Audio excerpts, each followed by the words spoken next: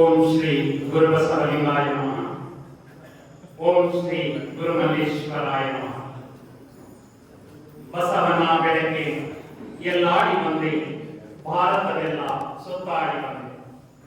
ಬೆವರಿನ ಹನಿಯಲ್ಲಿ ಬೊಮ್ಮವ ತೋರಿಸಿ, ಕಾಯಕದಲ್ಲಿ ಕೈಲಾಸ ತೋರಿಸಿ, ಕುಸುಬಿನ ಕಿಳ್ಳೆಯ ಕಲಂಕ ಬಿಡಿಸಿ, ವೃತ್ತಿಯ ಮುಖಕ್ಕೆ ಹೊಸ ಕಡೆ ಬರೆಸಿ, ಬಸವನ ಬೆಳಗ್ಗೆ ಎಲ್ಲಿಗೆ ಮುಂದೆ ವಿಶ್ವವೆಲ್ಲವೂ ನನ್ನದೈದೆ. ನಾಡಿನ ಹೆಸರಾಂತ ಕವಿಗಳಾದಂತಹ ಸಿದ್ದಯ್ಯ ಪುರಾಣಿಕರವರು ವಿಶ್ವಗುರು ಬಸವಣ್ಣನವರ ಬಗ್ಗೆ ಬರೆದಿರುವಂತಹ ಈ ಕವಿತೆಯನ್ನ ಸ್ಮರಿಸಿ, ಈ ದಿನ ಶ್ರೀ ಗುರುಮಲ್ಲೇಶ್ವರ ದಾಸೋಹ ಮಠ ದೇವಲಾಪುರದ ವತಿಯಿಂದ ಶ್ರಾವಣ ಮಾಸದ ಪ್ರಯುಕ್ತ ಪ್ರವಚನ ಕಾರ್ಯಕ್ರಮದ ಉದ್ಘಾಟನೆ ಮತ್ತು ಮೈಸೂರು ಜಿಲ್ಲೆಯಲ್ಲಿಯೇ ಪ್ರಥಮ ವಚನ ಪಾಠಶಾಲೆ ಪ್ರಾರಂಭದ ಒಂದು ಕಾರ್ಯಕ್ರಮ. ಈ ಎರಡು ಕಾರ್ಯಕ್ರಮಗಳ ದಿವ್ಯ ಸಾನ್ನಿಧ್ಯವನ್ನ ದಯಪಾಲಿಸಿರುವಂತ ಶ್ರೀ ಗುರುಮಲ್ಲೇಶ್ವರ ತ್ರಿವಿಧ ದಾಸೋಹ ಮಠದ ಪೂಜ್ಯ ಶ್ರೀ ನಿರಂಜನ ಪ್ರಣವ ಸ್ವರೂಪಿ ಶ್ರೀ ಮಹಂತ ಸ್ವಾಮಿಗಳವರಿಗೆ ಭಕ್ತಿಪೂರ್ವಕ ಶರಣಾರ್ಥಿಗಳನ್ನ ಸಮರ್ಪಿಸಿ, ಕಾರ್ಯನಿಮಿತ್ತ ದಿವ್ಯ ಸಮ್ಮುಖವನ್ನ ವಹಿಸಿ ಅನೇಕ ಆಶೀರ್ವಚನ ನುಡಿಗಳನ್ನ ನುಡಿದು ನಮ್ಮೆಲ್ಲರನ್ನು ಕೂಡ ಜಾಗೃತಗೊಳಿಸಿ ತೆರಳಿದಂತಹ ಕರಡನಪುರ ಮಠದ ಪೂಜ್ಯ ಷಷ್ಠಲ ಬ್ರಹ್ಮಶ್ರೀ ಪರಶಿವ ಮೂರ್ತಿ ಸ್ವಾಮಿಗಳವರಿಗೂ ಭಕ್ತಿಪೂರ್ವಕ ಶರಣಾರ್ಥಿಗಳನ್ನ ಸಮರ್ಪಿಸಿ, ಈ ಎಲ್ಲ ಕಾರ್ಯಕ್ರಮದ ನೇತಾರರು ಪ್ರತಿ ವರ್ಷ ಶ್ರಾವಣ ಮಾಸ ಬಂತು ಅಂದ್ರೆ ನಮ್ಮ ಶ್ರವಣಗಳು ಬೆಟ್ಟಗಾಗುತ್ತೆ. ಆ ಒಂದು ನಿಟ್ಟಿನಲ್ಲಿ ನಿರಂತರವಾಗಿ ಅನೇಕ ವರ್ಷಗಳಿಂದ ಪ್ರವಚನ ಕಾರ್ಯಕ್ರಮಗಳನ್ನ ಏರ್ಪಡಿಸಿ ಪ್ರತಿಯೊಬ್ಬರ ಮನದ ಮಲಿನವನ್ನ ಹೋಗಲಾಡಿಸಲು ಕಂಕಣಬದ್ಧರಾಗಿ ಈ ಒಂದು ಗುರುಮಲ್ಲೇಶ್ವರ ದಾಸೋಹ ಮಠದಲ್ಲಿ ಅನೇಕ ಕಾರ್ಯಕ್ರಮಗಳ ಮೂಲಕ ಎಲ್ಲರಿಗೂ ಜ್ಞಾನ ದಾಸೋಹ ಮತ್ತು ದಾಸೋಹ ಎರಡನ್ನೂ ಕೂಡ ಗುಣಪಡಿಸುತ್ತಿರುವಂತಹ ಶ್ರೀಮಠದ ಪೂಜ್ಯ ಶ್ರೀ ಜಯಸ್ವಾಮಿಗಳವರಿಗೆ ಭಕ್ತಿಪೂರ್ವಕ ಶರಣಾರ್ಥಿಗಳನ್ನು ಸಮರ್ಪಿಸಿ, ಕಾರ್ಯಕ್ರಮವನ್ನು ಉದ್ಘಾಟನೆ ಮಾಡಿ ಉದ್ಘಾಟನಾ ನುಡಿಗಳನ್ನ ನುಡಿದು ಅನೇಕ ಜಾಗೃತಿಯ ನುಡಿಗಳನ್ನ ನುಡಿದು ವಿಶೇಷವಾಗಿ ವಚನ ಸಾಹಿತ್ಯವನ್ನ ಈ ಒಂದು ಯುಗಕ್ಕೆ ಒಂದು ರೀತಿ ಅರ್ಥಪೂರ್ಣವಾಗಿ ಮನದಟ್ಟು ಮಾಡಿಸಲು ಕಾರಣೀಭೂತರಾದಂತಹ ಮೈಸೂರು ವಿಶ್ವವಿದ್ಯಾನಿಲಯದ ಗಣಕ ವಿಜ್ಞಾನ ಅಧ್ಯಯನ ವಿಭಾಗದ ಹಿರಿಯ ಪ್ರಾಧ್ಯಾಪಕರಾದಂತಹ ಡಾಕ್ಟರ್ ಡಿ.ಎಸ್. ಗುರುಸರ್ ಅವರಿಗೂ ಶರಣಾರ್ಥಿಗಳನ್ನ ಸಮರ್ಪಿಸಿ, ನನ್ನೊಡನೆ ಈ ಒಂದು ಕಾರ್ಯಕ್ರಮಕ್ಕೆ ಆಗಮಿಸಿ ವಚನ ಪಾಠಶಾಲೆ ಉದ್ಘಾಟನೆಯನ್ನು ನೆರವೇರಿಸಿಕೊಂಡಂತಹ ನನ್ನ ಶ್ರೀಮತಿ ರೂಪಕುಮಾರ ಸ್ವಾಮಿ ಅವರಿಗೂ ಶರಣಾರ್ಥಿಗಳನ್ನ ಸಮರ್ಪಿಸಿ, ವೇದಿಕೆಯಲ್ಲಿರುವಂತಹ ಎಲ್ಲ ಹರಗುರು ಚರಮೂರ್ತಿಗಳಿಗೆ ಮತ್ತು ಈ ಒಂದು ಕಾರ್ಯಕ್ರಮವನ್ನು ಕಣ್ತುಂಬಿಕೊಳ್ಳುತ್ತಿರುವಂತಹ ಮನತುಂಬಿಕೊಳ್ಳುತ್ತಿರುವಂತಹ ತಮಗೆಲ್ಲರಿಗೂ ಕೂಡ ಭಕ್ತಿಪೂರ್ವಕ ಶರಣಾರ್ಥಿಗಳು. ಕಾರ್ಯಕ್ರಮ ಪ್ರಾರಂಭವಾಗಿ 1 ಗಂಟೆ ಆಗಿದೆ. 1 ಗಂಟೆಯಲ್ಲಿ ಅನೇಕ ವಿಚಾರಗಳು ನಿಮ್ಮ ಹೃದಯವನ್ನು ತುಂಬಿದೆ, ಮನವನ್ನು ತುಂಬಿದೆ. ಆದುದರಿಂದ ನಾನು ಪ್ರವಚನ ಕಾರ್ಯಕ್ರಮ ಸ್ವಲ್ಪ ಹಗುರ ಆಯಿತು, ಮಾತನಾಡಲಿಕ್ಕೆ ಒಂದು ವಿಷಯ ಸ್ವಲ್ಪ ಕಡಿಮೆ ಅವಧಿಯನ್ನು ತಗೊಂಡು ಈ ಕಾರ್ಯಕ್ರಮವನ್ನು ಮುಗಿಸೋಣ ಅಂತ ನಾನು ಕೂಡ ಇಚ್ಛೆಪಟ್ಟಿದ್ದೇನೆ. ನಾವೆಲ್ಲ ಮನೆಯಿಂದ ಇವತ್ತು ಶ್ರೀ ಗುರುಮಲ್ಲೇಶ್ವರ ದಾಸೋಹ ಮಠ ದೇವರಾಪುರಕ್ಕೆ ಬಂದಿದ್ದೇವೆ.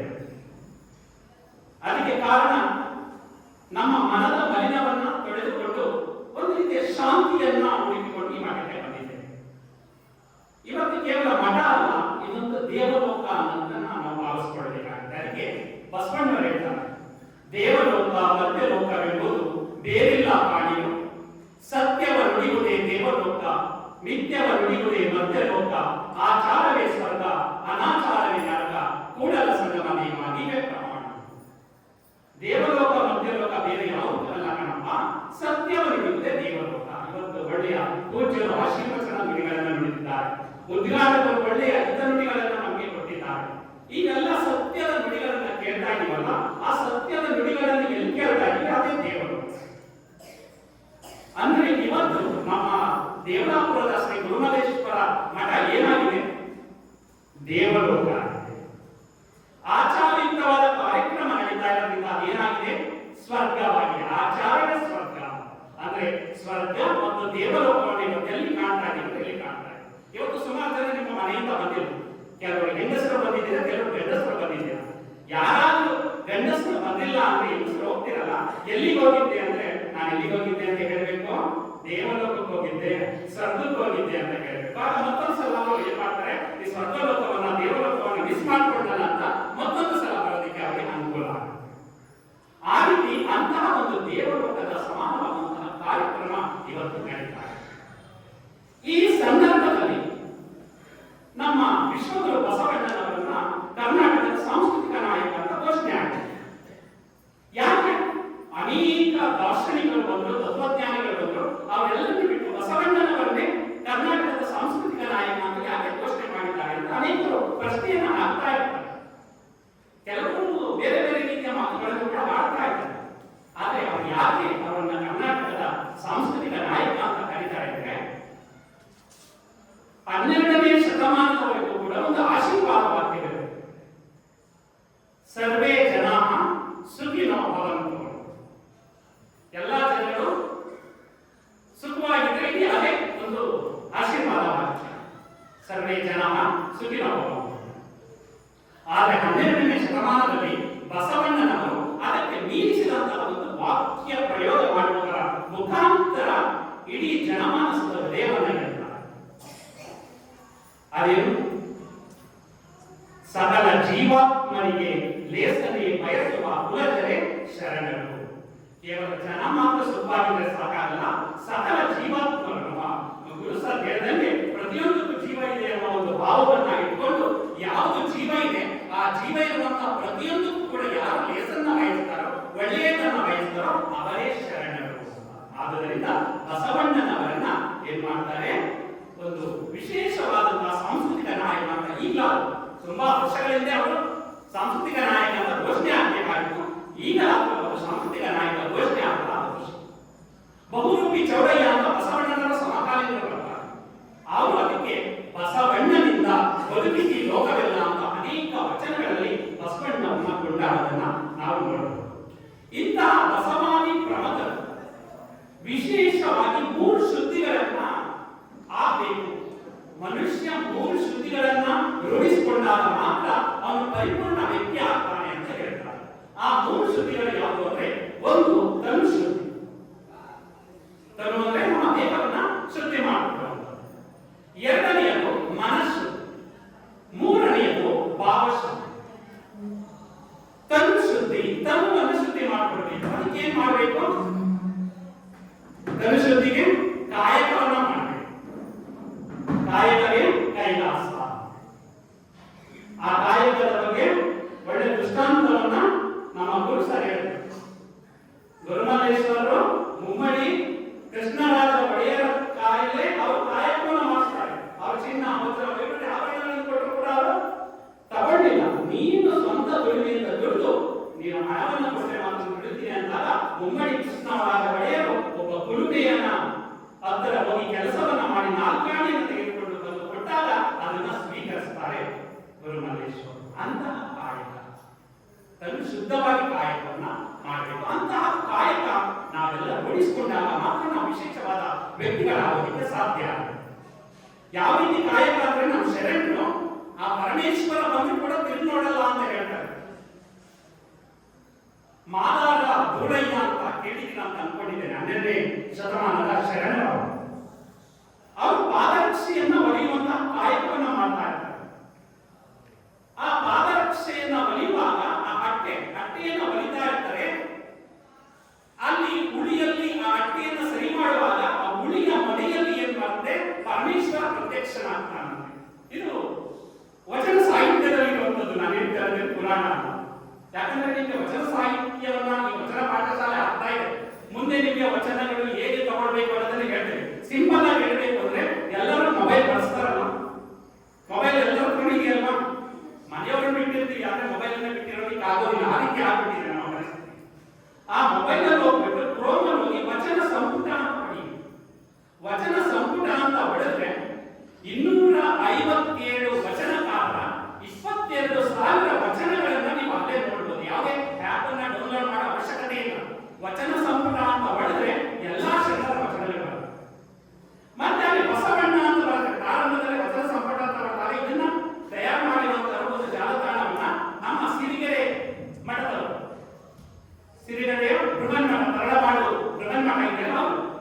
ಅಲ್ಲಿ ಬಸವಣ್ಣ ಅಂತ ಬರ್ತಾರೆ, ಅಲ್ಲಮ್ಮ ಪ್ರಭು ಅಂತ ಬರ್ತಾರೆ, ಅಕ್ಕಮಹಾದೇವಿ ಅಂತ ಬರ್ತಾರೆ, ಸಿದ್ದರಾಮ ಅಂತ ಬರ್ತಾರೆ, ನಂತರ ಎಲ್ಲ ಶರಣರು ಅಂತ ಬರ್ತಾರೆ.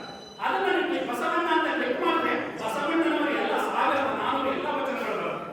ಅದರಲ್ಲಿ ಸುಮಾರು 190ಕ್ಕೂ ಹೆಚ್ಚು ವಚನಗಳಿಗೆ ಗಾಯನವನ್ನು ಅಳವಡಿಸಿದ್ದಾರೆ. ನೀವು ಗಾಯನವನ್ನು ಸುಶ್ರಾವ್ಯವಾಗಿ ಕೇಳಬಹುದು. ಅಲ್ಲಮ್ಮ ಪ್ರಭು ಅಂತ ಮಾಡಿದ್ರೆ ಅಲ್ಲಮ್ಮ ಪ್ರಭು ಅವರ ಎಲ್ಲ ಅನೇಕ ಎಲ್ಲ ವಚನಗಳು ತೆಗೆದುಕೊಳ್ಳುತ್ತೆ. ಅದರಲ್ಲಿ ಸುಮಾರು 100 ವಚನಗಳನ್ನ ಗಾಯನವನ್ನು ಅಳವಡಿಸಿದ್ದಾರೆ. ಅದನ್ನ ಕೇಳಬಹುದು. ಅಂದ್ರೆ ಮೊಬೈಲ್ ಅನ್ನ ಇಟ್ಕೊಂಡು ಅದರಲ್ಲೇ ನಾವು ವಿಶೇಷವಾಗಿ ನಾವೇನ್ ಮಾಡಬಹುದು, ವಚನವನ್ನ ಅಧ್ಯಯನ ಮಾಡಬಹುದು. ಅಂತಹ ವಚನದಲ್ಲಿ ನೀವು ಮಾದಾರ ಗುಡ್ಡಯ್ಯ ಅಂತ ಹೋಗಿ ಅವನ್ನ ಕ್ಲಿಕ್ ಮಾಡಿದ್ರೆ ನಾನು ಕೇಳುವಂತಹ ವಚನ ಅಲ್ಲಿ ಬರುತ್ತೆ. ಅವರು ಪಾದರಕ್ಷೆಯನ್ನ ಹೊಡಿತಾ ಇರ್ತಾರೆ. ಆ ಹುಳಿಯ ಮನೆಯಲ್ಲಿ ಪರಮೇಶ್ವರ ಪ್ರತ್ಯಕ್ಷನಾಗಿದ್ದಾನೆ. ಅದು ಹೇಳ್ತಾರೆ ಅವರು, ಅಟ್ಟೆಯ ಚುಚ್ಚುವ ಹುಳಿಯ ಮನೆಯಲ್ಲಿ ಪ್ರತ್ಯಕ್ಷವಾದ ಪರಮೇಶ್ವರನ ಕಂಡು ಇತ್ತಲೇ ಕೈಯ ಕಾಯದ ತೆಕ್ಕಿಯ ಒತ್ತಾಡುವನ ಮುಂದೆ ನಿನ್ನ ಭಕ್ತರ ಕಾವಿನಲ್ಲಿಗೆ ಹೋಗಿ ಮುಕ್ತಿಯ ಮಾಡು. ನೀ ಭಕ್ತ ಬಹುರೂಪ ತಪ್ಪದೆ ರಜತ ಬೆಟ್ಟಕ್ಕೆ ಹೋಗಿ ನಿನ್ನ ಭಕ್ತರ ಮುಕ್ತಿಯ ಮಾಡು. ಕಾಮ ಧೂಮ ಗೂಢೇಶ್ವರನ ಕರುಣದಿಂದ ನೀನೇ ಬದುಕು ಅಂತ ಹೇಳ್ತಾರೆ. ನೀನ್ ಯಾಕೆ ಇಲ್ಲಿ ಬರ್ತಾ ಇದೆಯಾ? ನಿನ್ನ ಭಕ್ತರಲ್ಲೇ ರಜತ ಬೆಟ್ಟ. ಯಾವಾಗ ಸಾಮಾನ್ಯವಾಗಿ ಶಿವನನ್ನ ರಜತ ಬೆಟ್ಟದಲ್ಲಿ ಇದ್ದಾರೆ ಅಂತ ಹೇಳ್ತಾರೆ.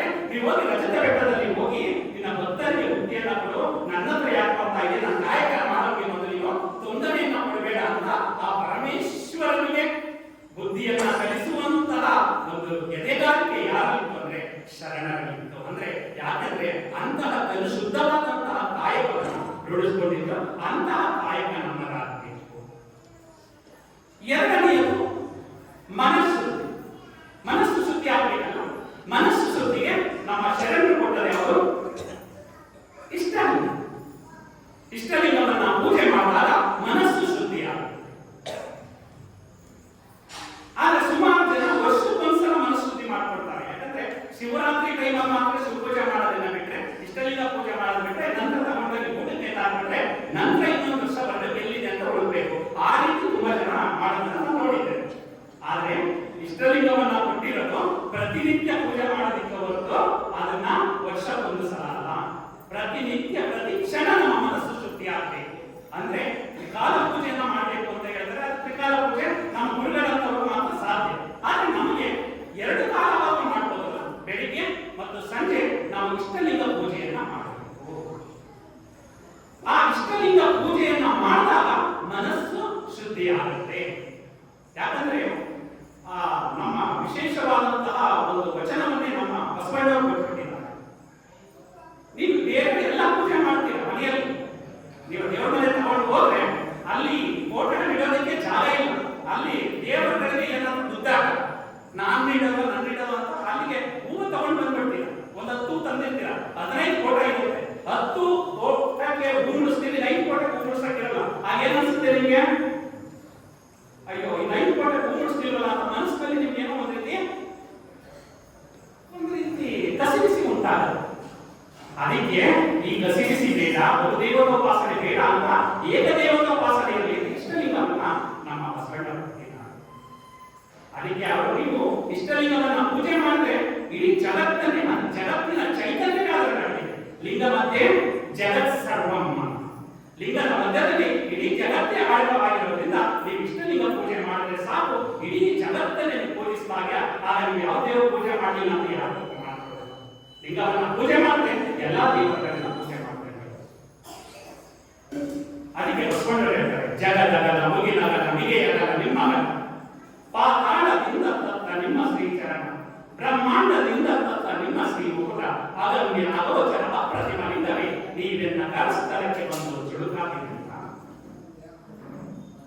ಆ ಪರಶಿವನನ್ನ ಜಗದಗದ ಮುಗಿನಗದ ಅಂತ ಹೇಳ್ತಾರೆ. ಅಂತ್ಯವರು ಬಂದು ನನ್ನ ಕರಸ್ಥಳಕ್ಕೆ ಚುಳುಕಾಗಿದ್ದೀರಲ್ಲ, ಅಂತಹ ಒಂದು ವಿಶೇಷವಾದಂತಹ ಇಷ್ಟಲಿಂಗವನ್ನು ನೀವು ಪೂಜೆಯನ್ನ ಮಾಡಬೇಕಾಗುತ್ತೆ. ಇಷ್ಟಲಿಂಗದ ಒಂದು ಅನುಭವವನ್ನು ಮಾಡಬೇಕಾಗುತ್ತೆ. ಆ ಇಷ್ಟಲಿಂಗವನ್ನ ನೀವು ಅನಿಮಿಷ ದೃಷ್ಟಿಯಿಂದ ನೋಡ್ತಾ ಇದ್ದಾಗೆ ಆ ಇಷ್ಟಲಿಂಗ ಏನಾಗುತ್ತೆ, ನಂತರ ಪ್ರಾಣಲಿಂಗವಾಗಿ ಮಾರ್ಪಾಡಾಗುತ್ತೆ. ಅಂದ್ರೆ ಮೊದಲನೇದಿರೋ ಇಷ್ಟಲಿಂಗ, ಎರಡನೇದು ಪ್ರಾಣಲಿಂಗ. ಅದೇನಿರುತ್ತೆ ಪ್ರಾಣಲಿಂಗ ಹೇಳ್ಬೋದು. ಈ ಪ್ರಶ್ನೆ ಪ್ರಾಣಲಿಂಗ ಎಲ್ಲಿರುತ್ತೆ? ನಮ್ಮ ಹೃದಯದಲ್ಲಿರುತ್ತೆ. ಹೃದಯ ಬಡಿತ ನಿಂತು ಅಂದ್ರೆ ನಾವು ನಿಂತವನು.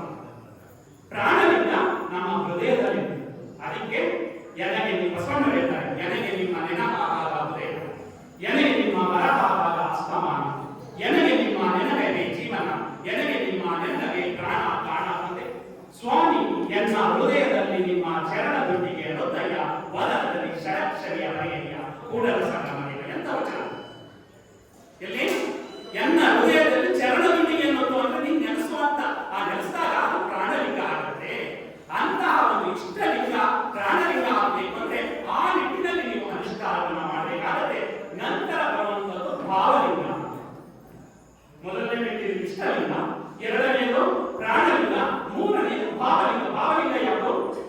ಅದರಲ್ಲಿರುತ್ತೆ ಇಷ್ಟಲಿಂಗ ನಮ್ಮ ಕೈಯಲ್ಲಿ ಇಟ್ಕೊಂಡಿದ್ದೀವಿ, ನಂತರ ನಮ್ಮ ಎದೆಯಲ್ಲಿ ಧಾರಣೆ ಮಾಡಿ. ಪ್ರಾಣಲಿಂಗ ಹೃದಯದಲ್ಲಿರುತ್ತೆ, ಭಾವಲಿಂಗ ಎಲ್ಲಿರುತ್ತೆ? ಅದು ನಮ್ಮ ಮನಸ್ಸಿನಲ್ಲಿರುತ್ತೆ. ಮನಸ್ಸೇ ಆಗ ಚಂಚಲತೆ ಹೋಗಿ ಏಕಾಗ್ರತೆ ಬರುತ್ತೆ. ಅದಕ್ಕೆ ಒಂದು ವಿಶೇಷವಾದ ವಚನ, ಕೊಂಬೆಯ ಮೇಲಣ ಮರ್ಕಟದಂತೆ ಲಂಘಿಸುವುದೆನ್ನ ಮನ, ನಿಂದಲ್ಲಿ ನಿಲ್ಲಲೀಯದೆನ್ನ ಮನವು, ಹೊಂದಿದಲ್ಲಿ ಹೊಂದಲೀಯದೆನ್ನ ಮನವು ಅಂತ ಬಸವಣ್ಣರು ಹೇಳಿರ್ತಾರೆ. ನಿಂತಲ್ಲಿ ನಿಲ್ಲಲ್ಲ ಮನಸ್ಸು, ಇಲ್ಲಿದೆ ಈಗ ಮನಸ್ಸು, ಮನೆ ಕಡೆ ಹೋಗಿ, ಇಲ್ಲಿದೆ ಮನಸ್ಸು, ಇನ್ನು ಯಾವುದೇ ಕಡೆ ಹೋಗಿ, ಹೊಂದಿದಲ್ಲಿ ಹೊಂದಲೀಯದೆನ್ನ ಮನವು ಅಂತ ಹೇಳ್ತಾರೆ. ಅಂತಹ ಮನಸ್ಸನ್ನ ಏಕಾಗ್ರತೆಯಲ್ಲಿ ತಂದ್ಕೊಳ್ಬೇಕು ಅಂದ್ರೆ ಇಷ್ಟಲಿಂಗ, ಅನಂತರ ಪ್ರಾಣಲಿಂಗ. ಯಾವಾಗ ಪ್ರಾಣಲಿಂಗದ ಮುಖಾಂತರ ನಾವು ಜಾಗೃತಗೊಳಿಸ್ಕೊಳ್ತೀವೋ ಅನಂತರ ಭಾವಲಿಂಗ ಜಾಗೃತ ಆಗುತ್ತೆ. ಈ ರೀತಿ ಮನಃಶುದ್ಧಿ ಆಗಬೇಕಾದ್ರೆ ನಾವು ಪ್ರತಿಯೊಬ್ಬರು ಕೂಡ ಇಷ್ಟಲಿಂಗವನ್ನ ತ್ರಿಕಾಲ ಆಗಲಿಲ್ಲ ಅಂದ್ರೆ 2 ಕಾಲ ಮಾತ್ರ ನಿರಂತರವಾಗಿ ನಾವು ಅನುಷ್ಠಾನವನ್ನು ಮಾಡಿಕೊಳ್ಬೇಕಾಗುತ್ತೆ. ಆ ಇಷ್ಟಲಿಂಗ ಅನುಷ್ಠಾನದ ಮುಖಾಂತರ ನಾವು ಮನಃಶುದ್ಧಿಯನ್ನು ಮಾಡಿಕೊಳ್ಳೋದಕ್ಕೆ ಸಾಧ್ಯ. ಆಗುತ್ತಲ್ಲ? ಕರುಶುದ್ಧಿ, ಮನಃಶುದ್ಧಿ, ಭಾವಶುದ್ಧಿ. ಈಗ ಭಾವಶುದ್ಧಿ, ಮನಃಶುದ್ಧಿ ಆಯ್ತು, ಇಷ್ಟಲಿಂಗ, ಪ್ರಾಣಲಿಂಗ, ಭಾವಲಿಂಗ. ಭಾವಶುದ್ಧಿ ಹೇಗೆ? ದಾಸೋಹ ಮಾಡುವುದು. ಇದಕ್ಕೆ ನಮ್ಮ ಗುರುಮಲ್ಲೇಶ್ವರರ ಮಗಳೇ ಸಾಕ್ಷಿ. ಶ್ರೀ ಗುರುಮಲ್ಲೇಶ್ವರರು ಈ 3 ಕೈಗೊಂಡರು. ಕಾಯಕವನ್ನ ಮಾಡಿದರು. ಎರಡನೆಯದು ಇಷ್ಟಲಿಂಗದ ಅನುಷ್ಠಾನವನ್ನು ಅದ್ಭುತವಾಗಿ ಮಾಡ್ತಾ ಇದ್ರು, ಸಾಧಕರಾಗಿದ್ದರು. ಮೂರನೆಯದು ದಾಸೋಹ. ಸುಮಾರು 200ಕ್ಕೂ ಹೆಚ್ಚು ಮಠಗಳು ಕರ್ನಾಟಕದಲ್ಲಿ ಶ್ರೀ ಗುರುಮಲ್ಲೇಶ್ವರ ದಾಸೋಹ ಮಠ ಅಂತ ಪ್ರಾರಂಭವಾಗಿ ಪ್ರತಿಯೊಬ್ಬರಿಗೂ ದಾಸೋಹವನ್ನು ಮುಂದುವರಿಸ್ತಾ ಇರಲ್ಲ. ಆ ದಾಸೋಹ ಹೇಗೆ ಅಂದ್ರೆ ವಿಶೇಷವಾಗಿ ಊಟವನ್ನು ಹಾಕಬಹುದು, ಒಂದು ಜ್ಞಾನವೂ ಹಾಕಬಹುದು. ಅಂತಹ ದಾಸೋಹವನ್ನು ನಾವು ಪ್ರತಿಯೊಬ್ಬರಿಗೂ ನಾವು ಹಂಚಬೇಕಾಗುತ್ತೆ. ಅಂತಹ ದಾಸೋಹವನ್ನ ಇವತ್ತು ಶ್ರೀ ಗುರುಮಲ್ಲೇಶ್ವರ ಮಠ ದೇವರಾಪುರದಿಂದ ನಮಗೆ ಜ್ಞಾನ ದಾಸೋಹ ಆಗ್ತಾ ಇದೆ. ಆ ದಾಸೋಹ ಕೂಡ ಆಗ್ತಾ ಇದೆ, ಅನ್ನ ದಾಸೋಹ ಕೂಡ ಆಗ್ತಾ ಇದೆ. ಹೇಗೆ ಈ ದಾಸೋಹ ಅನ್ನೋದಕ್ಕೆ ಒಂದು ಉದಾಹರಣೆ ಏನು ನೆನ್ಕೊಳ್ತಾರೆ ಅಂತ ಅಲ್ಲಮ್ಮ ಪ್ರಭುದೇವರು ಹೇಳ್ತಾರೆ, ನಾ ದೇವನಲ್ಲದೆ ನೀ ದೇವನೇ, ನೀ ದೇವನಾದರೆ ಎನ್ನನೇ ಕೇಸರಗೆ, ಆ ರೈತು ಒಂದು ಕುಳಿತೆ ಮುದಕರವರೆಗೆ, ಹಸಿದಾದ ಹೋಗರ ಬಲಿಕುವೆ, ನಾನೇ ಕಾಣ ಮುಗೇಶ್ವರ ಅಂತ ಹೇಳ್ತಾರೆ. ದೇವರ ಹತ್ರ ನಿಂತ್ಕೊಂಡಿದ್ದಾರೆ, ನೀನಲ್ಲ ದೇವರು, ನಾನು. ಯಾಕಂದ್ರೆ ನಿನ್ನ ಮುಂದೆ ಭಿಕ್ಷಕರಾಗಿದ್ದಾರೆ ಹೊರತು ಅವ್ರು ಯಾರು ಕೂಡ ಧನಿಕರಾಗಲಿಲ್ಲ. ಯಾಕೆ ನಾನು ದೇವರು ಅಂದ್ರೆ ಯಾರಾದ್ರೂ ಒಂದು ದಾಹ ಅಂತ ಬಂದ್ರೆ ಅವರ ಒಂದು ಲೋಟ ನೀರನ್ನ ಕೊಡ್ತೇನೆ, ಯಾರಾದ್ರೂ ಹಸಿವು ಅಂತ ಬಂದ್ರೆ ಅವರಿಗೆ ಒಂದು ಊಟವನ್ನ ಕೊಡ್ತೇನೆ. ನಾದೇವ ಕಾಣ ಮುಗೇಶ್ವರ ಅಂತ ಆ ದೇವರಿಗೆ ಸವಾಲನ್ನ ಹಾಕ್ತಾರೆ. ಆ ರೀತಿ ನಾವು ಹಸಿದವರಿಗೆ ಅನ್ನವನ್ನ, ದಾಹ ಅಂತವರಿಗೆ ನೀರನ್ನ ಕೊಡುವಂತಹ ಒಂದು ವಿಧಾನವನ್ನು ಬೆಳೆಸಿಕೊಳ್ಳಬೇಕು. ಈಗ ಅನೇಕ ಕಾಲ ಬದಲಾದಂಗೆ ಜನರ ಮನಸ್ಥಿತಿ ಕೂಡ ಬದಲಾಗ್ತಾ ಇದೆ ಅಲ್ಲ? ಯಾವುದೇ ಗುರುಗಳ ಮೇಲೆ ಇರುವಂತಹ ಭಕ್ತಿ ಮೊದಲಿಗಿದ್ದಷ್ಟು ಈಗಿನ ಭಕ್ತಿ ಕಡಿಮೆ ಆಗ್ತಾ ಇದೆ. ಆ ಕಡಿಮೆ ಆಗಿರುವಂತಹ ಭಕ್ತಿಯನ್ನ ಹೆಚ್ಚಿಸಬೇಕು ಅನ್ನೋದ್ರಿಂದ ಕಾರ್ಯಕ್ರಮಗಳು ತುಂಬಾ ವಿಶೇಷವಾಗಿ ನಾವು ರೂಢಿಸಿಕೊಳ್ಬೇಕಾಗುತ್ತೆ. ಏಕೆ ಅಂದ್ರೆ ಈಗ ಮನೆಗೆ ಯಾರಾದ್ರೂ ಬರ್ತಾರೆ ಅಂದ್ರೆ ನೀವು ನನಗೆ ಫೋನ್ ಮಾಡಿಬಿಟ್ಟು ಬರಬೇಕಾಗಿ ಹಾಗೆ ಬಂದ್ಬಿಟ್ಟಿದ್ದೀರಲ್ಲ ಅನ್ನೋ ಕಾಲ ಕೂಡ ಬಂದ್ಬಿಟ್ಟಿದೆ. ಹಾಗೆ ಬಂದ್ಬಿಟ್ರಲ್ಲ, ನೀವು ಫೋನ್ ಮಾಡಿ ಬರಕ್ಕಿಲ್ಲ. ಆದ್ರೆ ಬಸವಣ್ಣವರು ಆಗಿನ ಕಾಲದಲ್ಲಿ ಏನಿ ಬಂದಿರಿ ಅಗಡಿತೀರಿ ಎಂದರೆ ನಿಮ್ಮ ಮನದ ಮೈಸಿರಿ ಹಾರಿ ಹೋಗುದೆ, ಕೊಳ್ಳಿನೆಂದರೆ ನೆಲ ಉಳಿ ಹೋಗುದೆ, ಒಡನೆ ನುಡಿದರೆ ಸಿರ ಬಟ್ಟೆ ಇಡುವುದೇ, ಕೊಡಲಿಲ್ಲದಿದ್ದೊಂದು ಗುಣವಿಲ್ಲದಿದ್ದರೆ ಮೂಗ ಕೊಯ್ಯುವುದ ಮಗನೇ ಕೂಡಲ ಸಂಗಮ ದೇವ. ನೀನೇನು ಕೊಡ್ಬೇಡ ಕಣಪ್ಪ, ಬೆಲ್ಲ ಕೊಡಲೇಬೇಕು ಪರವಾಗಿಲ್ಲ, ಬೆಲ್ಲದಂತ ಮಾತನಾಡುವಂತ ಬಸವಣ್ಣ ಆಗಿನ ಕಾಲದಲ್ಲಿ ಹೇಳಿದ್ದಾರೆ. ಅಂತಹ ಮಾತುಗಳ ಮುಖಾಂತರ ನಾವು ಬಂಧವನ್ನು ಉಪಚರಿಸಬೇಕಾಗುತ್ತೆ.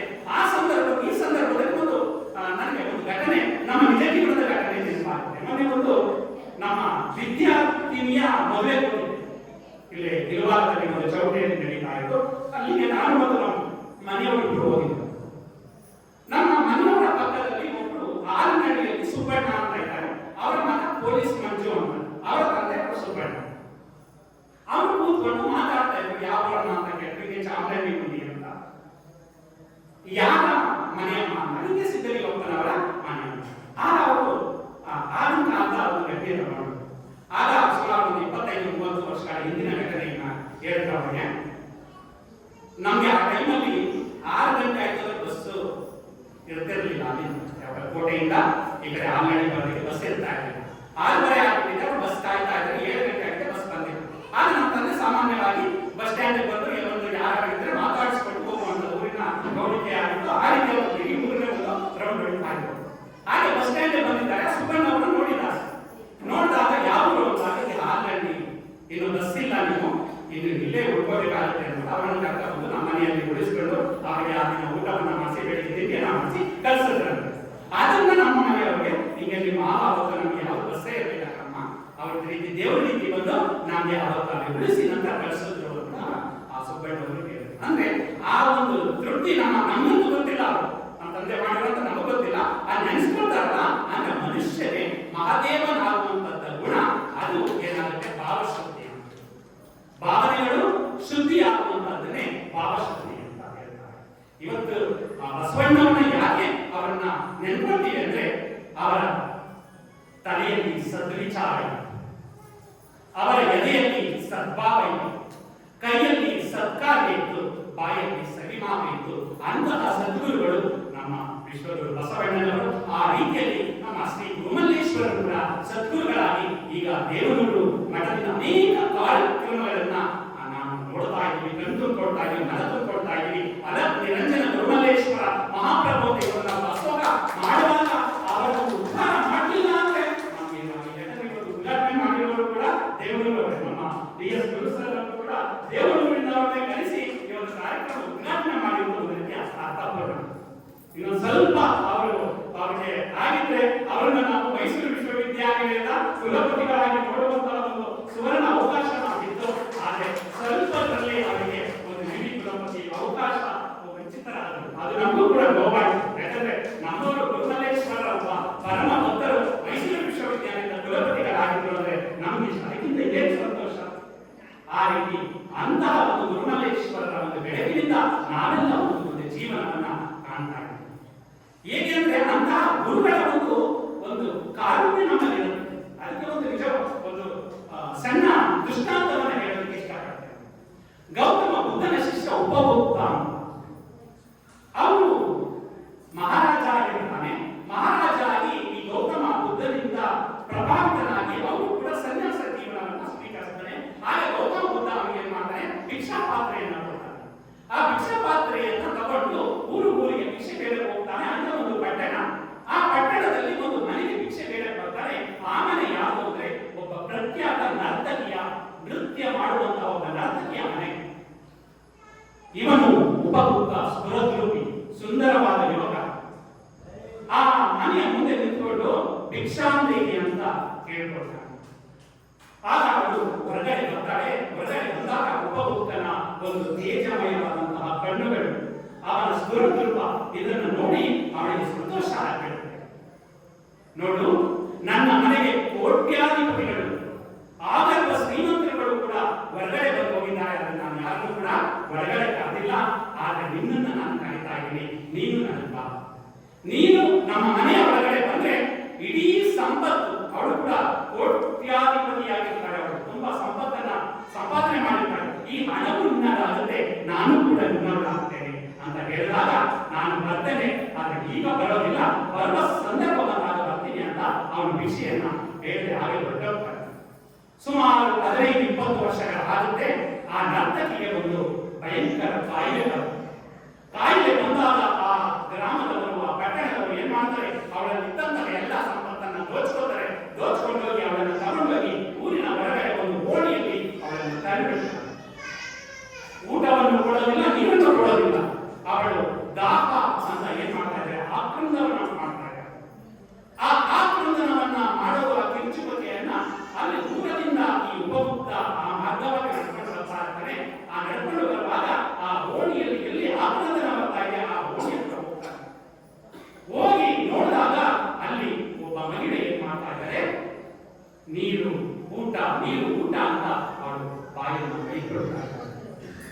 ಆಗ ಅವಳನ್ನ ಮೇಲಕ್ಕೆ ಎತ್ತಿ ಅವಳ ತಲೆಯನ್ನ ಸವರಿ ಅವಳಿಗೆ ಒಂದು ಲೋಟ ನೀರನ್ನ ಕೊಡಿಸ್ತಾರೆ. ನಂತರ ಆ ತಂದಿದ್ದಂತಹ ಊಟವನ್ನ ಉಳಿಸ್ತಾರೆ. ಅವರಿಗೆ ಸಮಾಧಾನ ಆಗುತ್ತೆ. ಆಗ ಕತ್ತೆತ್ತಿ ನೋಡ್ತಾಳೆ, ಅದೇ ತೇಜಸ್ಸಿನ ಯುವಕ ಈಗ ಏನಾಗಿದೆ 40-45 ವರ್ಷದ ಅಲ್ಲ, ನಾನು ನಿನ್ನನ್ನು ಯಾವಾಗ ಕರೆದೆ? ನನ್ನಲ್ಲಿ ಆಗ ಯೌವನ ಇತ್ತು, ಹಣ ಇತ್ತು, ಆವಾಗ ನಿನ್ನನ್ನು ಕರೆದೆ, ಆವಾಗ ಬರ್ತೆ, ಇವಾಗ ನೀವು ಬಂದಿದ್ದೀಯಲ್ಲ ಅಂತಲ್ಲ. ಅವನು ಒಂದು ಮಾತು ಹೇಳ್ತಾನೆ, ಎಲ್ಲ ಇರುವಾಗ ಬರುವಂತವನು ಗುರುವಲ್ಲ, ಎಲ್ಲವನ್ನು ಕಳೆದುಕೊಂಡು ಬೀದಿಗೆ ಬಿಡ್ತಾರಲ್ಲ, ಆ ಬಿದ್ದವನ್ನ ಎತ್ತಕ್ಕೆ ಬರ್ತಾರಲ್ಲ, ಅವನೇ ನಿಜವಾದ ಗುರು ಅಂತ ಭಗವಂತ ಹೇಳ್ತಾನೆ. ಅಂದ್ರೆ ಅಂತಹ ಗುರುಗಳನ್ನು ನಾವು ಕಾಣ್ತಾ ಇರೋದು ನಮ್ಮ ಗುರುಮಲ್ಲೇಶ್ವರ ಮಠದ ಗುರುಗಳಾಗಬಹುದು, ಮತ್ತೆ ನಮ್ಮ ಜಯಸ್ವಾಮಿಗಳಾಗಬಹುದು. ಇವರೆಲ್ಲ ಏನಾಗ್ತಾ ಇದೆ ಅಂದ್ರೆ ಒಂದು ವಿಶೇಷವಾದ ಪ್ರಮೇಯ ಮುಖಾಂತರ ನಾವೆಲ್ಲರಿಗೂ ಕೂಡ ಮಾರ್ಗದರ್ಶನವನ್ನ ಹಾಕಿ ವಿದ್ಯೆಯನ್ನ ಎತ್ತೋದಕ್ಕೆ. ಇವತ್ತು ಮನಸ್ಸಿನಲ್ಲಿ ಏನೋ ಒಂದು ಆಘಾತ ಇದೆ, ಆ ಆಘಾತದಿಂದ ಹೊರಡಬೇಕು ಅಂದ್ರೆ ಇಂತಹ ಉಪನ್ಯಾಸ ಕಾರ್ಯಕ್ರಮಗಳು, ಪೂಜ್ಯರ ಒಂದು ಆಶೀರ್ವಾದ ಇವೆಲ್ಲ ನಮಗೆ ಅನುಕೂಲ ಆಗುತ್ತೆ. ಅಂತಹ ಅನುಕೂಲವಾಗುವಂತಹ ಒಂದು ಪ್ರವಚನ ಕಾರ್ಯಕ್ರಮಗಳನ್ನು ಪ್ರತಿ ವರ್ಷ ಹಮ್ಮಿಕೊಂಡು ಈ ಒಂದು ವಿಶೇಷವಾದಂತಹ ಪ್ರಮೇಯನ್ನ ನಮ್ಮಲ್ಲಿ ಉಂಟು ಮಾಡೋದಕ್ಕೆ ಕಾರಣವಾಗಿದೆ. ಅಂತಹ ಕಾರಣವಾಗಿರುವಂತಹ ಪೂಜ್ಯ ಶ್ರೀ ಜಯಸ್ವಾಮಿಗಳು ಯಾವುದೇ ಒಂದು ಪಟ್ಟದ ಮಟ್ಟಕ್ಕಿಂತಲೂ ಕೂಡ ಕಡಿಮೆ ಇಲ್ಲದೆ ವಿಶೇಷವಾದ ಕಾರ್ಯಕ್ರಮವನ್ನು ಮಾಡಿಕೊಂಡು ಇವತ್ತು ಮೈಸೂರು ಜಿಲ್ಲೆಯಲ್ಲಿಯೇ ಪ್ರಥಮ ಬಾರಿಗೆ ವಚನ ಪಾಠಶಾಲೆಯನ್ನು ಆರಂಭ ಮಾಡ್ತಾ ಇದ್ದಾರೆ. ಅಂದ್ರೆ ಅವರ ದೂರದೃಷ್ಟಿ ಅಂತದ್ದು. ಅವರಿಗೆ ಶ್ರೀ ಗುರುಮಲ್ಲೇಶ್ವರರಿಂದ ಒಂದು ವಿಶೇಷವಾದಂತಹ ಒಂದು ಜ್ಞಾನವನ್ನು ಕರುಣಿಸಿಕೊಂಡು ಅಂತ ನಾನು ಭಾವಿಸುತ್ತೇನೆ. ಯಾಕಂದ್ರೆ ಎಲ್ಲ ಸಂಸ್ಕೃತ ಪಾಠಶಾಲೆಗಳು ನೋಡ್ತಾ ಇದ್ದೀವಿ ನಾವೆಲ್ಲ ಕಡೆ, ಆದ್ರೆ ವಚನವನ್ನ ಕಲಿಸುವಂತಹ ವಚನ ಪಾಠಶಾಲೆಗಳು ಎಲ್ಲೂ ಕೂಡ ಮೈಸೂರಲ್ಲಿ ಇಲ್ಲ. ಅಂತಹ ವಚನ ಪಾಠಶಾಲೆ ಇವತ್ತು ದೇವನೂರು ಒಂದು ಹೊಸ ಇತಿಹಾಸವನ್ನ ಬರೆದಿದೆ ಈ ಒಂದು ದೇವಲಾಪುರ ಅಂತ ಹೇಳೋದಕ್ಕೆ ನಾನು ಇಚ್ಛಪಡ್ತೇನೆ. ಅಂತಹ ಗುರುಗಳ ಸಂಖ್ಯೆ ಸಾವಿರವಾಗಿ ವಚನ ಸಾಹಿತ್ಯವನ್ನ ವಿಶೇಷವಾಗಿ ನಾವು ತಿಳಿದುಕೊಳ್ಳುವಂತಹ, ವಚನ ಸಾಹಿತ್ಯದಲ್ಲಿ ನಮ್ಮ ಜೀವನದ ಸಾರ್ಥಕ ಕ್ಷಣಗಳನ್ನು ಕಂಡುಕೊಳ್ಳುವಂತಹ ಅವಕಾಶ ನಮ್ಮದಾಗಬೇಕು. ಯಾಕಂದ್ರೆ ವಚನವನ್ನ ನೀವು ಹಿಡ್ಕೊಂಡ್ರೆ ವಚನ ನಮ್ಮನ್ನು ಯಾವ ರೀತಿ ಬದುಕಬೇಕು ಅನ್ನೋದನ್ನ ಹೇಳಿಕೊಡುತ್ತೆ. ಜೀವನದಲ್ಲಿ ನಮ್ಮ ಮನೆಯಲ್ಲಿ ಹೇಳ್ತಾರೆ ಯಾವ ರೀತಿ ಒಂದೊಂದು ವಚನವನ್ನು ನೀವು ಜೀವನದಲ್ಲಿ ಅಳವಡಿಸಿಕೊಳ್ಳಬೇಕು ಅನ್ನೋದನ್ನ ಅದನ್ನ ಹೇಳ್ತಾರೆ. ಇಂತಹ ವಚನ ಸಾಹಿತ್ಯದ 3 ಜನರು ಡಾಕ್ಟರ್ ಪ್ರಭು ಅಳಗಟ್ಟಿಯವರಿಂದ ಪ್ರಾರಂಭವಾದ ಈ ವಚನ ಸಾಹಿತ್ಯದ ಒಂದು ಆವಿಷ್ಕಾರ. ಅವರನ್ನ ಡಾಕ್ಟರ್ ಪ್ರಭು ಅಳಗಟ್ಟಿಯವರನ್ನ ಗುರು ಸ್ವರೂಪವಾಗಿ, ಕರ್ನಾಟಕದ ಗಾಂಧಿ ಹರ್ಡೇಕರ್ ಮಂಜಪ್ಪನವರನ್ನ ಲಿಂಗ ಸ್ವರೂಪವಾಗಿ, ಉತ್ತಂಗಿ ಚೆನ್ನಪ್ಪರವರನ್ನ ಜಂಗಮ ಸ್ವರೂಪವಾಗಿ ನಾವು ನೋಡಿದರೆ ಆ 3 ಜನರ ಪರಿಶ್ರಮದಿಂದ ಇವತ್ತು ನಾವು ವಚನ ಸಾಹಿತ್ಯವನ್ನ ನಾವು ನೋಡಲಿಕ್ಕೆ ಸಾಧ್ಯ ಆಗಿದೆ. ಅಂತಹ ವಚನ ಸಾಹಿತ್ಯ ಇವತ್ತು ನಿಮ್ಮ ದೇವಲಾಪುರದಲ್ಲಿ ವಚನ ಪಾಠಶಾಲೆಯ ಮುಖಾಂತರ ಒಂದು ಹೊಸ ಇತಿಹಾಸವನ್ನು ಪ್ರಾರಂಭ ಮಾಡ್ತಾ ಇದೆ. ವಾರಕ್ಕೆ 15 ದಿನಕ್ಕೆ ಇಲ್ಲಿ ಪಾಠಶಾಲೆ ಪ್ರಾರಂಭ ಆಗುತ್ತೆ. ಆ ಸಂದರ್ಭದಲ್ಲಿ ನಿಮ್ಮ ಮಕ್ಕಳು ನೀವು ಕೂಡ ಬರ್ಬೋದು. ನೀವು ವಚನವನ್ನ ಕಲಿತು ವಚನವನ್ನ ಆಡಿಸ್ಬೋದು, ವಚನ ನೃತ್ಯವನ್ನ ಮಕ್ಕಳಿಗೂ ಕೂಡ ಮಾಡುವಂತಹ ಒಂದು ಅವಕಾಶ ಕೂಡ ಇದೆ. ಆದುದರಿಂದ ಯಾವಾಗ ವಚನ ಪಾಠಶಾಲೆ ಇರುತ್ತೆ ಅಂತ ಹೇಳ್ತಾರೆ ಗುರುಗಳು, ಆ ಸಂದರ್ಭದಲ್ಲಿ ನಿಮ್ಮ ಮಕ್ಕಳನ್ನು ಕಲಿಸಿ ಇದರ ಒಂದು ಸದುಪಯೋಗವನ್ನ ಮತ್ತು ಪ್ರಯೋಜನವನ್ನ ಪಡ್ಕೊಳ್ಬೇಕು ಅನ್ನೋದನ್ನ ನಾನು ಹೇಳ್ತಾ. ಯಾಕಂದ್ರೆ ನಾವು ಹೋಗುವಾಗ ಏನು ತಗೊಂಡು ಹೋಗ್ತೀವಿ ಅಲ್ಲ, ಬರುವಾಗ ಏನು ಬಂದಿದ್ದೀವೋ ಹೋಗುವಾಗ ಕೂಡ ಹಾಗೆ ಹೋಗುವಂಥದ್ದು. ಆದರೆ ಇಲ್ಲಿ ಇರುವಾಗ ಏನಾದರೂ ಒಂದು ಸಂತಸದ ಕ್ಷಣಗಳನ್ನ ನಾವು ಅನುಭವಿಸ್ತೀವಲ್ಲ, ಅದೇ ಇದ್ದವರು ಇಂಥ ಒಳ್ಳೆ ಕೆಲಸವನ್ನ ಮಾಡಿದ್ರು. ಅದಕ್ಕೆ ಹೇಳ್ತಾರೆ ಕಾಶ್ಮೀರದ ಅರಸರಾಗಿರ್ತಾರೆ ಮೋಡಿಗೆ ಮಾರೆಯ. ಆ ಮೋಡಿಗೆ ಮಾರೆಯ ಮತ್ತು ಮೋಡಿಗೆ ಮಾರೆಗೆ ರಾಜರಾಣಿ ಆಗಿದ್ದವರು ಅಲ್ಲಿಂದ ಇಲ್ಲಿ ಬರ್ತಾರೆ, ಬಸವ ಕಲ್ಯಾಣಕ್ಕೆ ಬರ್ತಾರೆ. ಬಸವ ಕಲ್ಯಾಣಕ್ಕೆ ಬಂದು ಅವರು ಬಸವಣ್ಣನವರ ಪ್ರಭಾವದಿಂದ ಕಟ್ಟಿಗೆ ಮಾರುವಂತಹ ಕಾಯಕವನ್ನ ಮಾಡಿ ಅವರು ಕೂಡ ವಚನ ಸಾಹಿತ್ಯವನ್ನ ಬರೆಯೋದರಲ್ಲಿ ತೊಡಗಿಸ್ಕೊಳ್ತಾರೆ. ಅವ್ರು ಹೇಳ್ತಾರೆ ಒಂದು ವಚನ, ಎಂತಹ ಅದ್ಭುತವಾದ ವಚನ ಅಂದ್ರೆ, ಆನೆ ಕುದುರೆ ಭಂಡಾರವಿರುತ್ತೇನೋ, ನಿನ್ನಂತ ಆನೆ ಇದೆ, ಕುದುರೆ ಇದೆ, ಭಂಡಾರ ಇದೆ. ರಾಜರ ಕುರಿತು ಹೇಳುವಂಥದ್ದು ಆನೆ ಕುದುರೆ ಭಂಡಾರವಿರುತ್ತೇನೋ, ತಾನುಂಬುದು ಬಳಿಗೆ ಒಂದಾದಿನ ಹಾಲು ಮಲಗುವುದರ್ಧ ಮಂಚ. ತಾನುಂಬುದು ಬಳಿಯಲ್ಲಿ ಹೊಟ್ಟೆ ತುಂಬಾ ಅನ್ನ ಉಂಟಿರಿ, ಇನ್ನೂ ಸ್ವಲ್ಪ ಅನ್ನ ಹಾಕಿಕೊಂಡ್ರೆ ಆಗುತ್ತಾ? ಆಗಲ್ಲ. ಕಂಠಪುಟ್ಟಿನಿಂದಾಗಿ ಆಗುದು. ಒಂದಾದಿನ ಹಾಲು, ಒಂದು ಗ್ಲಾಸ್ ಹಾಲು, ಮಲಗುವುದರ್ಧ ಮಂಚ. ನಾವು ಇಷ್ಟೇ ದೊಡ್ಡ ಮಂಚ ಮಾಡಿಸ್ಬೋದು, ಮಲಗೋದೆಷ್ಟು? ಅರ್ಧ ಮಂಚದಲ್ಲಿ. ಈ ಗುರುಳಿಲ್ಲದ ಸಿರಿಯ ನೆಚ್ಚಿ ಕೆಡಬೇಡ ಮನುಜ. ಈ ಸಿರಿಯನ್ನು ಯಾವಾಗ ಬೇಕಾದ್ರೂ ಹೋಗ್ಬೋದು, ಈ ಶ್ರೀಮಂತಿಕೆಯನ್ನ ನೆಚ್ಚಿ ಕೆಡಬೇಡ. ಒಡಲು ಭೂಮಿಯ ಸಾಗ. ಇನ್ನೇನಾದ್ರೂ ಪ್ರಾಣ ಬಿಟ್ಟ ಇದೆಯಲ್ಲ ಅದು ಭೂಮಿಯ ಸಂಘ. ಒಡವೆ ತಾನೇ ನಮ್ಮದು. ನೀನು ಹಾಕಿರುವಂತ ಒಡವೆ ಏನಾಗುವುದು ಅಂತ ಗೊತ್ತಿಲ್ಲ. ಕೆಲವರಿಗೆ ಮೂಗು ನೇಸಿಗೆ ಹಾಕೊಳ್ತಾರೆ, ಬರ್ತಾ ಇರಲ್ಲ. ಕುಡುಗಲನ್ನು ತಗೊಂಡು ಕುಯ್ದಿರೋದನ್ನ ನಾವು ಅನೇಕ ಜನರಿಂದ ನೋಡಿದ್ದೀವಿ. ಒಡವೆ ತಾನೇ ನಮ್ಮದು. ಕೈ ಬಿಡಿದ ಮಡದಿ ಪರರ ಸಂಘ, ಪ್ರಾಣ ವಾಯುವಿನ ಸಂಘ, ಸಾವಿಗೆ ಸಂಗಡವಾಗಿಲ್ಲ ಕಾಣ ನೀ ಕನಕ ಮಲ್ಲಿಕಾರ್ಜುನ. ನಮ್ಮ ಜೊತೆ ಅವರು ಬರ್ತಾರೆ, ಇವರು ಬರ್ತಾರೆ ಅಂತ ಇರ್ತಲ್ಲ. ಸಾವಿನ ಜೊತೆ ಯಾರು ಬರ್ತೀರಾ ಅಂತ ಕೇಳಿ, ಗಂಡನ ಜೊತೆ ಹೆಂಡತಿನೂ ಬರಕ್ಕಾಗತ್ತೆ, ಹೆಂಡತಿ ಜೊತೆ ಗಂಡನೂ ಬರಕ್ಕಾಗತ್ತೆ ಅಂದ್ರೆ ಯಾರು ಕೂಡ ಬರೋದಿಲ್ಲ. ಸಾವಿಗೆ ಸಂಗಡವಾಗಿಲ್ಲ ಕಾಣ ಅಂತ ಹೇಳ್ತಾರೆ. ಆದುದರಿಂದ ದಯಮಾಡಿ ಈ ಒಂದು ಅಂಶವನ್ನ ನೀವು ಅರಿತುಕೊಂಡು ಹೊಂದಿಕೊಂಡು ಮಾಡಿ. ಹೊಂದಿಸಿ ಬರೆಯದೇ ಇರುತ್ತೆ ಮಕ್ಕಳೆಲ್ಲ. ಹೊಂದಿಸಿ ಬರೆಯಿ ನೋಡಿದ್ದೀರಾ? ನಿಮ್ಗೆ ಇರುತ್ತಲ್ಲ ಪಾಠದಲ್ಲಿ ಪರೀಕ್ಷೆ ಮಾಡುವಾಗ ಎ ಬಿ ಸಿ ಡಿ ಅಂತ ಕೊಟ್ಬಿಟ್ಟು ಆ ಕಡೆ 1 2 3 4 ಕೊಡ್ತಾರೆ. ಇಲ್ಲಿ ಏನಕ್ಕೆ 4ನೇ ಸೂತ್ರ, 2ನೇದಕ್ಕೆ 3ನೇ ಸೂತ್ರ ಅಂತ ಕೊಡ್ತಾರೆ ಅಲ್ವಾ? ಹಂಗೆ ಹೊಂದಿಸಿ ಬರೆದರೆ ಏನ್ ಬರುತ್ತೆ? ಪದಕ್ಕೆ ಅರ್ಥ ಬರುತ್ತೆ. ಹೊಂದಿಕೊಂಡು ಬಾಳಿದರೆ ಜೀವನಕ್ಕೆ ಅರ್ಥ ಬರುತ್ತೆ. ಹೊಂದಿಸಿ ಬರೆಯೋದು ಇದಕ್ಕೆ. ಹೊಂದಿಸಿ ಬರೆದರೆ ಪದಕ್ಕೆ ಅರ್ಥ ಬರುತ್ತೆ, ಹೊಂದಿಕೊಂಡು ಬಾಳಿದರೆ ಜೀವನಕ್ಕೆ ಅರ್ಥ ಬರುತ್ತೆ ಅಂತ ಹೇಳ್ತಾ, ಅಂತಹ ವಿಶ್ವಗುರು ಬಸವಣ್ಣನವರು ಇವತ್ತು ವಿಶೇಷವಾದಂತಹ ಕ್ರಾಂತಿಯನ್ನ ಮಾಡುವ ಮೂಲಕ ನಮಗೆ ಕಣ್ತರಿಸಿದ್ದಾರೆ. ಯಾಕಂದ್ರೆ 1970ರಲ್ಲಿ ಯುಎಸ್ಎಯಲ್ಲಿ ಇಂಟರ್ನೆಟ್ ಅನ್ನೋದು ಪ್ರಾರಂಭ ಆಗುತ್ತೆ. ಆದ್ರೆ ಜನಸಾಮಾನ್ಯರ ಬಳಿಗೆ ಅದು ಯಾವಾಗ ಅಂದ್ರೆ 1990ರಲ್ಲಿ. ಅದಾದ ನಂತರ ಅನೇಕ ಬದಲಾವಣೆಗಳಾಗುತ್ತೆ. ಫೇಸ್ಬುಕ್ ಬರುತ್ತೆ, ಮತ್ತೆ ಟ್ವಿಟರ್ ಬರುತ್ತೆ, ಇನ್ಸ್ಟಾಗ್ರಾಮ್ ಬರುತ್ತೆ, ಯೂಟ್ಯೂಬ್ ಬರುತ್ತೆ, ಇವೆಲ್ಲ ಬರುತ್ತೆ ಅಲ್ಲ. ಇವತ್ತು ನಾವೇನಾದ್ರು ಭಾಷಣ ಮಾಡ್ತಾ ಇದ್ದೀವಿ, ನಮ್ಮ ಗುರುಸರು ಭಾಷಣ ಮಾಡ್ತಾ ಇದ್ದಾರೆ ಅಂದ್ರೆ ಅವ್ರು ಯಾರಾದ್ರೂ ನಮ್ಮ ಸರ್ ಮಾದೇಶ್ ಅವರು ಆನ್ ಮಾಡ್ಕೊಂಡಿದ್ದಾರೆ, ಯೂಟ್ಯೂಬ್ ಲಿಂಕ್ ಇಡ್ತಾರೆ. ಈ ಬಿಟ್ಟರೆ ಅದು ಎಲ್ಲಿ ಹೋಗುತ್ತೆ? ಅಮೆರಿಕದವರು ನೋಡ್ಬೋದು, ಆಸ್ಟ್ರೇಲಿಯಾದವರು ಕೂಡ ನೋಡ್ಬೋದು ಅಲ್ಲ. ಆದ್ರೆ ಇಷ್ಟೆಲ್ಲ ಲೈಕ್ ಮಾಡ್ಬೋದು. ಫೇಸ್ಬುಕ್ ಏನಾದ್ರು ಒಂದು ಫೋಟೋ ಹಾಕಿದ್ರೆ ಇಷ್ಟೆಲ್ಲ ಲೈಕ್ ಮಾಡ್ಬೋದು. 100 ಜನ, 500 ಜನ, 1,000 ಜನ. 1,000 ಜನ ಲೈಕ್ ಮಾಡಿದ್ರೆ ನಮ್ಮ ಪಟ್ಟಿಯಲ್ಲಿ ನಾವು ಅನ್ಕೋತೀವಲ್ಲ 1,000 ಜನ ಲೈಕ್ ಮಾಡಿದ್ದಾರೆ. ಆದ್ರೆ 12ನೇ ಶತಮಾನದಲ್ಲಿ ಯಾವುದೇ ಫೇಸ್ಬುಕ್ ಇಲ್ಲ, ಟ್ವಿಟರ್ ಇಲ್ಲ, ಇನ್ಸ್ಟಾಗ್ರಾಮ್ ಇಲ್ಲ. ಆದ್ರೆ ಬಸವಣ್ಣನವರ ಫೇಸ್ ವ್ಯಾಲ್ಯೂ ಅನ್ನ ನೋಡಿ 1,96,000 ಶರಣರು ಬಸವ ಕಲ್ಯಾಣಕ್ಕೆ ಬರ್ತಾರೆ ಅಂದ್ರೆ ಅವರ ಫೇಸ್ ವ್ಯಾಲ್ಯೂ 770 ಅಮೆರಿಕನ್ಗಳು ನಮ್ಮ ಮಂಟಪದಲ್ಲಿ ಚರ್ಚೆ ಮಾಡ್ತಿದ್ರು ಅಂದ್ರೆ ಆ ಬಸವಣ್ಣ. ಆ ಬಸವಣ್ಣನ ಅರ್ಥ ಮಾಡ್ಕೊಳ್ಳೋದು ಸಾಧ್ಯ ಇಲ್ಲ. ಆಳಸ್ಮಿತಂತ ನಾವು ಅರ್ಥಶಾಸ್ತ್ರದ ಪಿತಾಮಹ ಅಂತ ಕರೀತೀವಿ. ಅವ್ರು ಹೇಳ್ತಾರೆ ಸಂಪತ್ತನ್ನ ಹರಿವ ಶಾಸ್ತ್ರ ಅಂತ ಕರೀತಾರೆ. ಯಾವ್ದನ್ನ? ಅರ್ಥಶಾಸ್ತ್ರವನ್ನು. ಅವ್ರನ್ನ ಅರ್ಥಶಾಸ್ತ್ರದ ಪಿತಾಮಹ ಅಂತ ಕರೀತೀವಿ. ಅನಂತರ ಪ್ರೊಫೆಸರ್ ಮಾರ್ಷಲ್ ಬರ್ತಾರೆ. ಅವರು ಸಂಪತ್ತು ಅರಿತು ಸಾಕಾಗಲ್ಲ. ಅರ್ಥಶಾಸ್ತ್ರ ಅಂದ್ರೆ ಆ ಸಂಪತ್ತು ಜನಮಾನಸಕ್ಕೆ ಬಳಕೆ ಆಗಬೇಕು, ಬಳಕೆ ಆದ್ರೆ ಮಾತ್ರ ಅದನ್ನ ಅರ್ಥಶಾಸ್ತ್ರ ಅಂತ ಕರೆಯೋದು ಅಂತ ಹೇಳ್ತಾರೆ. ಯಾವಾಗ? ಆಡಮ್ ಸ್ಮಿತ್ 18ನೇ ಶತಮಾನ, ಪ್ರೊಫೆಸರ್ ಮಾರ್ಷಲ್ 19ನೇ ಶತಮಾನ. ಆದ್ರೆ ಬಸವಣ್ಣ ಎಷ್ಟನೇ ಶತಮಾನ? ಎಷ್ಟನೇ ಶತಮಾನ? 12ನೇ ಶತಮಾನ. ಅವರಿಗಿಂತ 700-800 ವರ್ಷಗಳ ಹಿಂದೆ ಅವ್ರು ಹೇಳ್ತಾರೆ, ದುಡಿದು ಉಂಡ್ರಿ, ಉಳಿದದಲ್ಲಿ ಸ್ವಲ್ಪ ಸಮಾಜಕ್ಕೆ ಕೊಡ್ರಿ. ದುಡಿದು ಉಂಡ್ರಿ ಅಂದ್ರೆ ಕಾಯಕ, ಸಮಾಜಕ್ಕೆ ಕೊಡ್ರಿ ಅಂದ್ರೆ ದಾಸೋಹ ಅಂತ ಅರ್ಥಶಾಸ್ತ್ರದ ಪರಿಕಲ್ಪನೆ 12ನೇ ಶತಮಾನದಲ್ಲಿತ್ತು. ಹಾಗಾದ್ರೆ ಅರ್ಥಶಾಸ್ತ್ರದ ನಿಜವಾದ ಪಿತಾಮಹ ಯಾರಾಗ್ತಾರೆ? ಯಾರಾಗ್ತಾರೆ? ಬಸವಣ್ಣ. ಬಾಯ್ಬಿಡಿ, ಯಾರಾಗ್ತಾರೆ? ಅರ್ಥಶಾಸ್ತ್ರದ ನಿಜವಾದ ಪಿತಾಮಹ ಬಸವಣ್ಣ.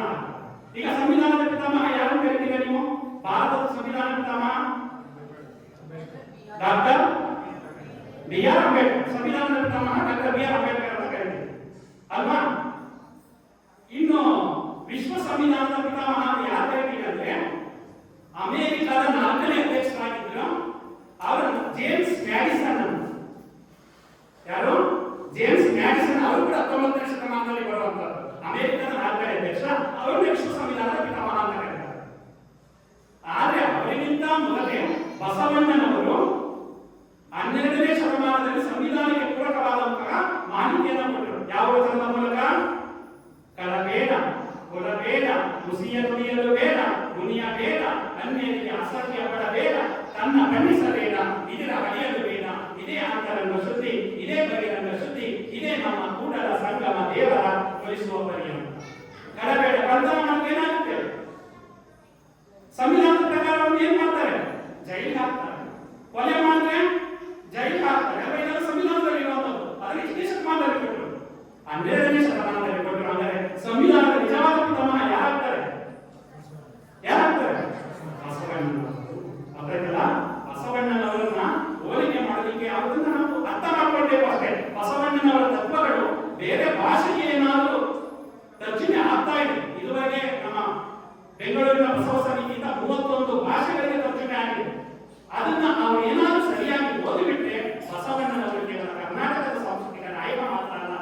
ವಿಶ್ವದ ಸಾಂಸ್ಕೃತಿಕ ನಾಯಕ ಆಗ್ತಾರೆ ಅಂತ ನಾನು ಹೋಗಲಿಲ್ಲ. ಇನ್ನು ಸಮಯ ಆಗ್ತಾ ಇದೆ, ಪೂಜ್ಯರ ಆಶೀರ್ವಚನವನ್ನು ಹೇಳಬೇಕು ಅಂತ ಹೇಳ್ತಾ ನಮ್ಮ ಪೂಜ್ಯ ಶ್ರೀ ಜಯಸ್ವಾಮಿಗಳ ಅನೇಕ ವರ್ಷಗಳಿಂದ ನಮ್ಮನ್ನ ನಿರಂತರವಾಗಿ ಉದ್ಘಾಟನೆ ಮತ್ತೆ ಉಪನ್ಯಾಸ ಪ್ರವಚನ ಕಾರ್ಯಕ್ರಮಗಳಿಗೆ ಹಾಕೊಂಡು ಬರ್ತಾ ಇದ್ದಾರೆ. ಅವರಿಗೆ ನಮ್ಮ ಮೇಲೆ ಇರುವಂತಹ ಪ್ರೀತಿಗೆ ನಾನು ಅವರಿಗೆ ಅಭಾರಿಯಾಗಿದ್ದೇನೆ. ಅವರು ಇಂತಹ ಪ್ರವಚನ ಕಾರ್ಯಕ್ರಮಗಳು ಇನ್ನೂ ನಡೆಯಲಿ, ಮತ್ತೆ ಮತ್ತೆ ಬರ್ತಾ ಇರ್ತೀನಿ. ನಾನು ಮತ್ತೆ ನಮ್ಮ ಮನೆಯವರು 15 ದಿನಕ್ಕೆ ತಿಂಗಳಿಗೆ ಒಂದು ಸಲ ಇಲ್ಲಿಗೆ ಬರ್ತಾ ಇರ್ತೀನಿ. ಏನಕ್ಕೋಸ್ಕರ? ಇವತ್ತೇನು ಉದ್ಘಾಟನೆ ಆಗಿದೆ? ವಚನ ಪಾಠ ಶಾಲೆ, ವಚನಗಳನ್ನೇ ಹೇಳ್ಕೊಡೋದಕ್ಕೆ, ವಚನ ಗಾಯನವನ್ನು ಹೇಳ್ಕೊಡೋದಕ್ಕೆ ನಾವು ಬರ್ತೇವೆ. ಅದರ ಸದುಪಯೋಗವನ್ನು ಪಡಿಸ್ಕೊಳ್ಳಿ ಅಂತ ಹೇಳ್ತಾ, ಹೊರಡುವೆ ನಾನು ಹೊರಡುವೆ ಮುಂದೆ, ಬರುವುದು ವಿಶ್ವವು ನನ್ನಯಾಗಿದೆ, ಅವರಿವರೆಂದರೆ ಎಲ್ಲರೂ ಒಂದೇ, ಎಲ್ಲರಿಗೆ ಇರುವನು ಒಬ್ಬನೇ ತಂದೆ, ಬರುವೆನು ಭೂಮಿಯನ್ನು ಬೆಳಗಿ ಬಸವನ ಬೆಳಗ್ಗೆ ಎಲ್ಲಾಡಿ ಬಂದೆ, ಭಾರತವೆಲ್ಲ ಸುತ್ತಾಡಿ ಬಂದೆ ಎಂಬ ಸಿದ್ದಯ್ಯ ಪುರಾಣಿಕರ ಕವಿತೆಯೊಂದಿಗೆ ನನ್ನ ಪ್ರವಚನಕ್ಕೆ ವಿರಾಮವನ್ನು ಹೇಳ್ತಾ ಇದ್ದೇನೆ. ಜೈ ಬಸವ, ಜೈ ಶರಣ.